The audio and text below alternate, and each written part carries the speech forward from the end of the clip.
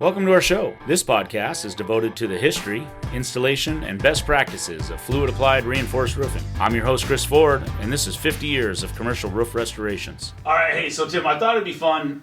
You and I have similar roles here at Western Colloid. Obviously, you've been doing this a lot longer than I have, but we perform a lot of the same duties out there, and we represent the technical division for Western Colloid, and we do the best we can to lend assistance to contractors and be available for questions. And I know you and I, we focus heavily on the efficiency. We understand it's a difficult job. We understand, the conditions aren't always ideal. And so we want to make it as easy as possible. You and I both come from the labor end and understand what goes in for those guys. And so, we got a kind of a soft spot in our hearts for the crews out there who are actually putting the roof on. I think we see a lot of the same things. So I wanted to kind of pick your brain and maybe share a couple of stories. What would you say is one of the biggest losses of time, waste of labor, inefficiencies that you see on a regular basis over and over? Yeah, there's a few, but for me, my pet peeve, and I see it just way too much, is not having the right guy be the foreman on the crew. So much wasted time because guys don't have the leadership that is showing them the direction of being ready to go. Be it that day, the next day, what is expected of them, what their roles are. I mean, somebody has to be in charge up there and set the pace and let guys know what their role is, what is expected of them. One of mine is, probably my number one is just being ready in the morning. I know, obviously I learned under you many years ago, and we had roles, and they weren't even necessarily spoken, but we had a pump guy.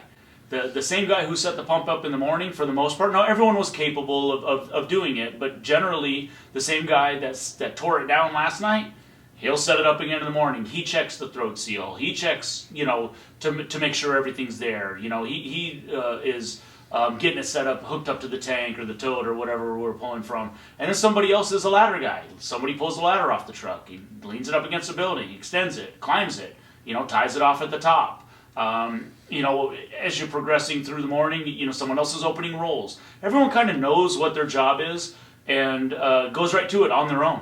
So what kills me is most of the time, our productive months are basically May through September. But the reason they're productive is because it's light and it's hot and it's summer, and with that comes a lot of heat. So you and I both work on the roof. It drives me crazy when I meet somebody at 6:30 in the morning to get started for the day, and we don't start actually working until 9. That's something that is... I'm kind of blown away by it.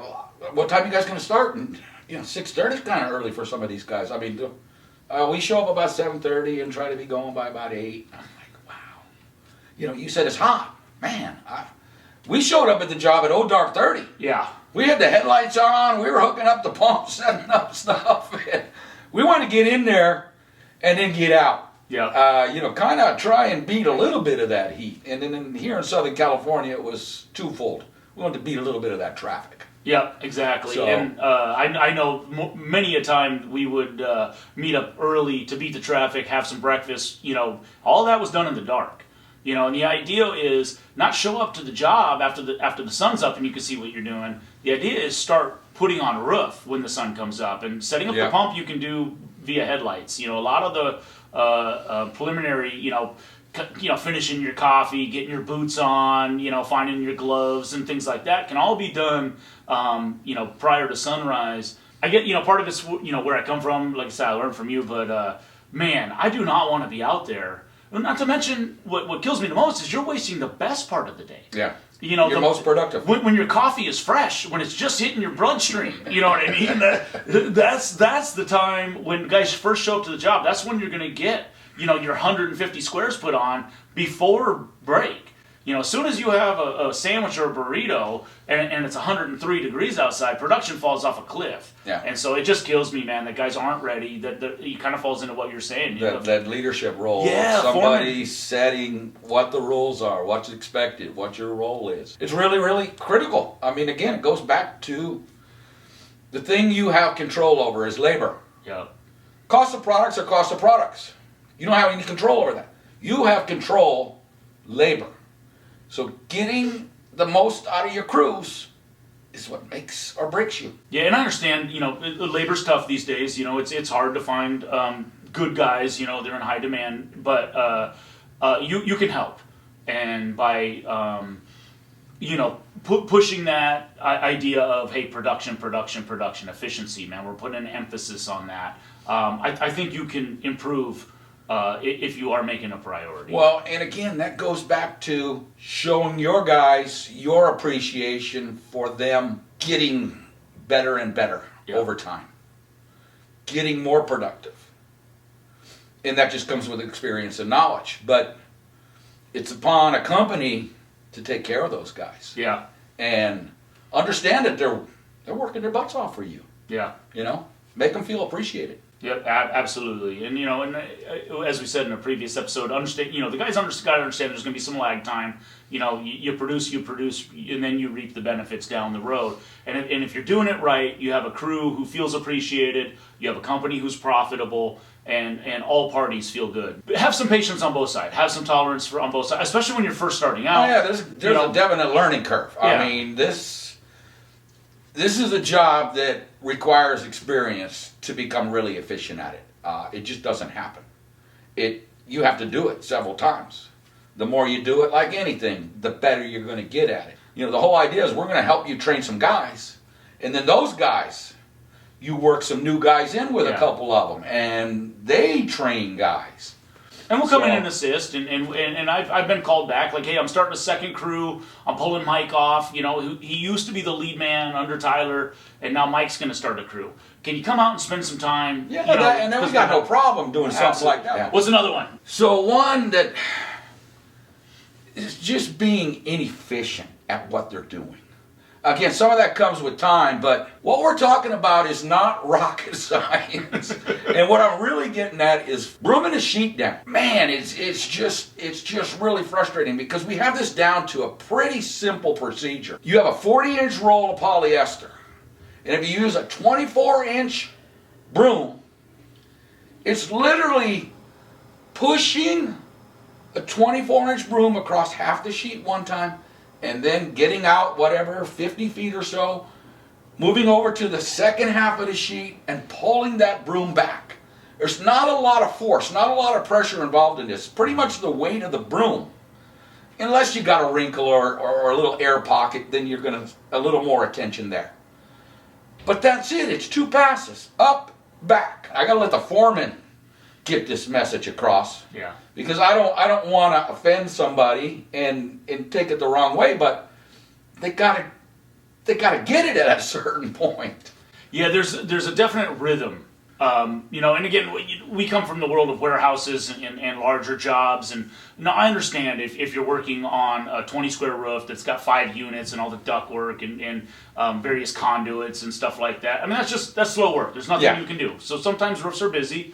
And there's just, you don't get to do that. What we're speaking to is the high production. And, hopefully the companies are shooting for those buildings. It might take a little while before you get there. They don't just fall off of trees, right? But when you do get there, we want you to maximize the profit at that point. And we want you guys to be ready for when you do come across a building like that, when you do have these open areas.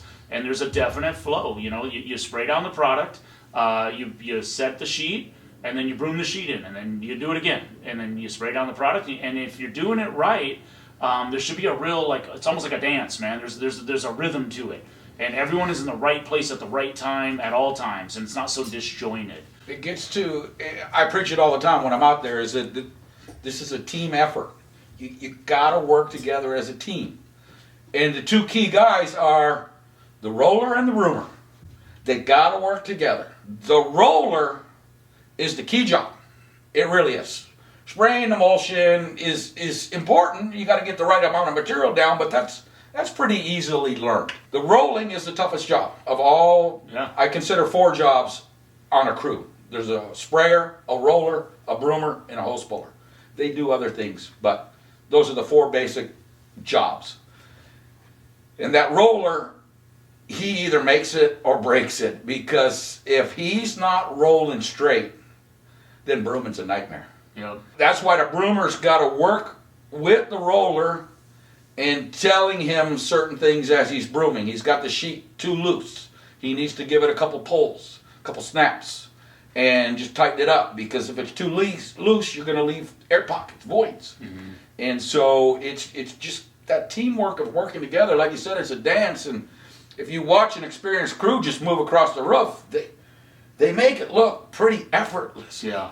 We go out and work with new crews, and they make it look like a struggle. But again, it comes to experience and practice and doing it a few times before you really fall into that rhythm. You know, that was one of them that was kind of on my list. You were talking about the guys, you know, and we always worked in 4-man crews. Occasionally, if you had a giant job or there was a bunch of prep work, you know, especially like if we're replacing all the skylights, okay, we might have some more guys for that portion of the job. And then once we got into the spraying, but that's another one that it strikes me, either they have too few or too many. Yeah. And you know, we believe in 4-man, like you said, a 4-man crew. I think you can get everything done. You know, a little bit of prep work, okay, you know, you should be able to divvy up that labor and get it handled. But I see it all the time where, I mean, too few is real brutal. Yeah. Because you're destroying your labor. Overworking them. Yeah. I mean, and they're just not going to be productive. They're just going to. And they're going to work sloppy,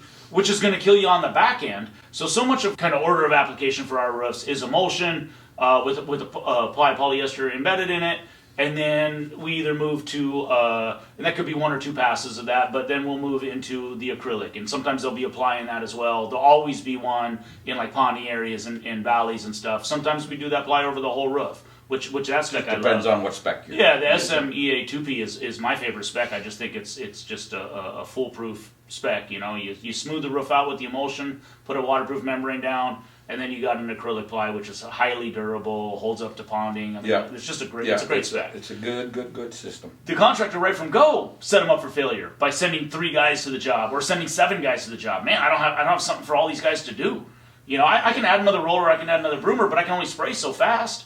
You know, having the right amount of labor for the job. And this is where it falls, the onus of responsibility falls on either a project manager, superintendent, or if you're a smaller company, maybe the owner himself or herself, right? You got to be in tune. It's your job to also understand how these systems are going down. Now, you and I will communicate with them. You know, we'll tell them, hey, you know, John's a great guy, you know, or this guy needs some work, or hey, you know, here's where your inefficiencies are. Next time, order out of totes instead of drums, things like that, right? Yeah. So we'll help. Man, you got to take ownership of this. You know, be involved, and if you spend a little time on the roof, you'll notice, you know, 6 guys is too much.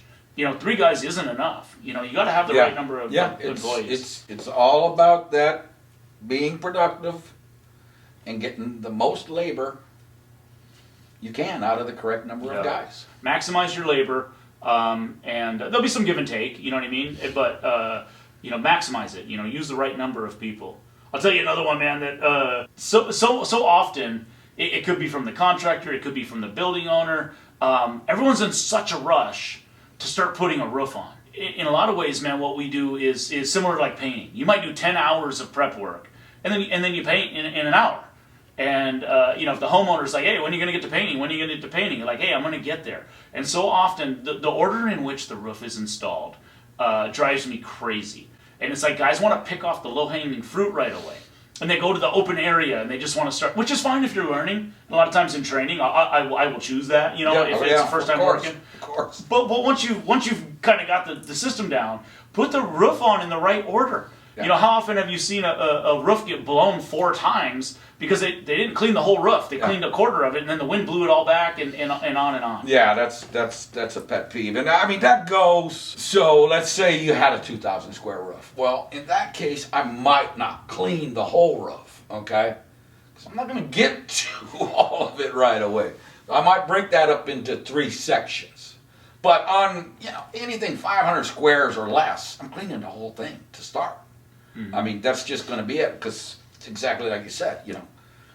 All of a sudden, you come back and now I gotta clean again. I mean, that's just wasted time. Or the drains or scuppers will have a bunch of mastic built up around them. There's been leaks over the years. The different products the prep work wasn't done.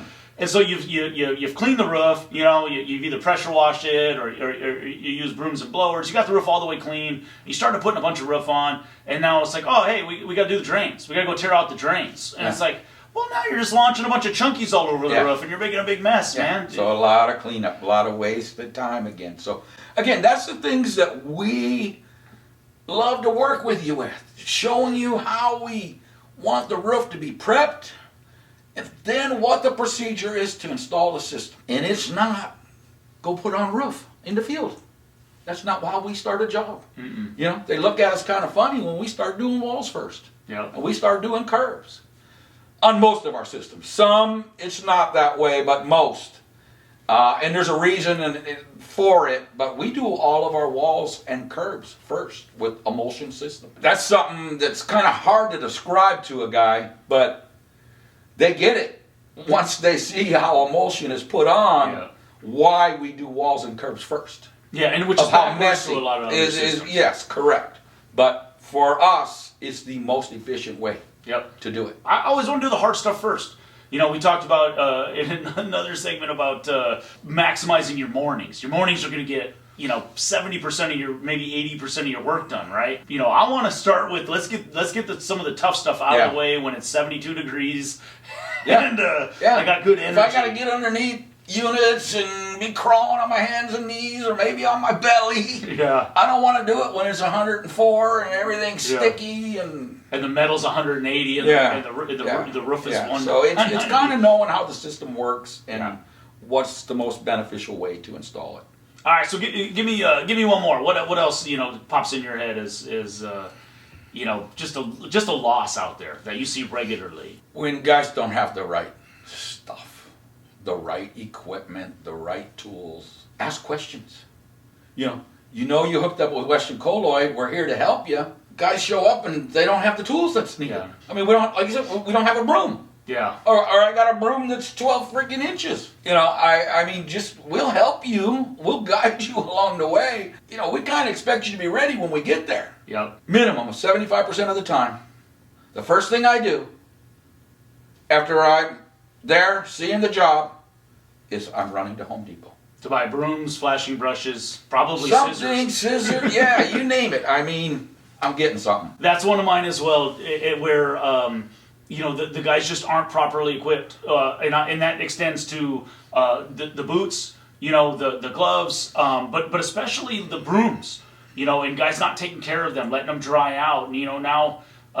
You should train the guys to take care of them. Either have a tub with some water that you can put them in, or you can use trash bags. If you seal them up nice and tight, you can throw a little bit of emulsion or water at the bottom of the trash bag and kind of stick them in the shade. They'll be okay. They'll survive. But oftentimes, we'll do the flashings in the morning. Like you said, we'll do the walls first or curbs. We'll do that for an hour and a half or so, and then you look later and the flashing brush is just sitting on the ground. Nobody thought to put it away. Well, now it's no good. Now it's trash. As soon as that emulsion hardens, that's it. You can kind of get it to loosen back up again if you catch it in 15 minutes or so. Get it back in some new fresh emulsion and kind of shake it around. But if you let it dry all the way, trash. The broom is trash. It's gone.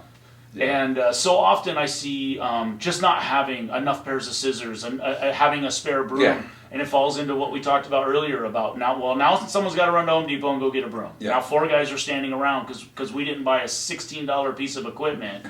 Really, there's just not that much stuff needed for putting down our system. Your prep stuff's a little more. You want blowers and a little more stuff for prep work. But for actually installing a Western Colloid system, you got your pump and your hose, but your tools up on the roof are really, really limited. It's a broom, some brushes for flashing, some brushes for some of your detail work with our 800 caulking, some scissors. That's literally it to install my polyester membrane. So the one other thing I want to do before we have to wrap this one up. I mean, I know you and I could probably go on for hours on this. We just wanted to put a couple things out for people to hopefully trigger something in their brain to think about. Being ready when you're going to start a job, and this kind of falls on the responsibility of the contractor or project manager. Make sure the pump is working. If you haven't used it in 6 months, maybe it's worth firing up in the warehouse. Yeah. What's in the lines? Yeah. Does anyone know? Is it antifreeze? Is it water? Is it old emulsion? Let's make sure everything is in good working order. Recommend getting your pump serviced. A lot of times we go through a busy season, and when you go from job to job to job, and when you go from day to day to day, especially those Gracos, they just run. As long as you keep throat seal in them, and you pretty much just put gas. Well, when winter time comes, it's a good idea. Take them in, get them serviced. If you got a mechanic in house, great. And you want to winterize it. I mean, Yeah. there's a couple little things. There's a Armor All product that you suck up so that there's no moisture inside the lower end. Real simple stuff, Yeah. but it'll keep the pump ready to go for the next time when you pull it out. But the total, let's just say a job is $50,000. The stuff that we're talking that you need in terms of like out-of-pocket expense to be prepared is a few $100s. Yeah. You're talking about get some rubber boots for your guys. Service the pump. Make sure you have spare pump equipment. Like we're talking about with the tool bag. Have all your cam locks and your caps and plugs for your hydraulic hose and things like that. And then buy 3 or 4 brooms. Buy 3 or 4 flashing brushes. Buy 50 pairs of scissors, man. Find a deal somewhere and equip the guys with the things that that they're going to blow through that are kind of, we can reuse them to some degree, but think of them as being disposable. Yeah, they are, but you get your money's worth out of them, and then you get a new pair. We're not spending $100 on a pair of scissors. We're spending $6, $7 tops. Bottom line, I guess what we're saying is come in with a plan. Yeah, and reach out to us to help you understand what that plan should be. Yeah. Real quick, one is making sure that the crew understands that they're going to be working with a messy product. Yeah. And that they should have a change of clothes. They're going to have a set of clothes that they wear up on the roof to do emulsion. And when they get done, they're going to change into some clothes to get in their vehicle or a company vehicle. I see guys with the alligator arms because they don't want to get freaking dirty. Yeah. And it's like, hey, come on, man. You got to step in there. You got to reach in there. Yeah. Like, dude, you shouldn't have worn your $200 boots today. Yeah. Well, this is good stuff, Tim, man. I appreciate the time as always. Thank you to those of you listening in. If you want more information, you can always visit us at westerncolloid.com. We have a lot of good stuff on there. Please subscribe to this channel, and we'll have more good information, hopefully, that helps down the road. Thanks. Thanks, guys.